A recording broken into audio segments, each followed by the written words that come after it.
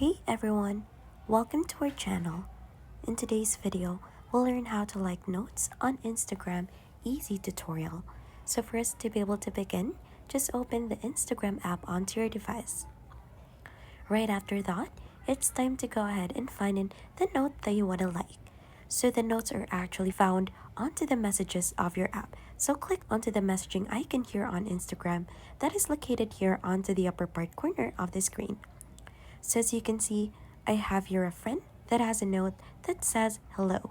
So for us to be able to go ahead and like that note, simply click onto the note that they have in there and it should give you an option to go ahead and send a message. So you could go ahead and send a voice message, a sticker, and also a photo to them directly. But if you want to just like that note, simply click onto the heart icon here onto the right side and this should go ahead and notify the user that you have liked their note on Instagram. And that is just how easy you could like notes on Instagram. If you think this has been helpful, don't forget to hit the like, subscribe, and we'll see you on to our next video.